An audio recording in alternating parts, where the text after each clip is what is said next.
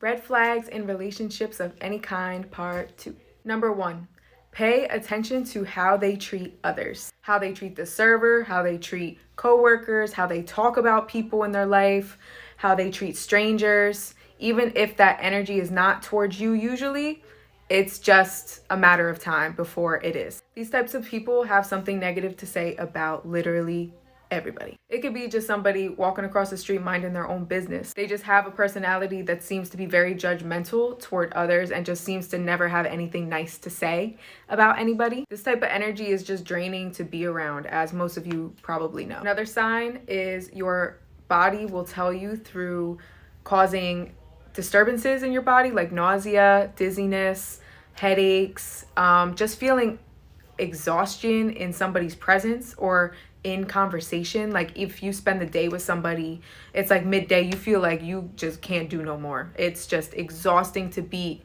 in their energy for long periods of time, especially. I feel like nausea is a really big thing when it comes to especially people who are highly sensitive. It's like you get in somebody's presence, you can tell right away, you just feel automatically sick, that you're picking up on just their heaviness.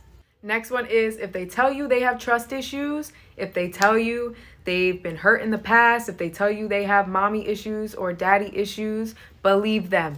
And if you know that they never got any help, that they seem to continue talking about how dirty they've been done and just all their trauma, and it's just a constant healing process with them, it's so hard for certain people who are, loving and compassionate to be able to disconnect from that and to leave somebody like that, because it's like you want to help them. So just be mindful when something becomes just too draining to be around. If they are not choosing to get help for themselves professionally or spiritually or however would work for them, then it's not your position to take accountability for their life and their trauma.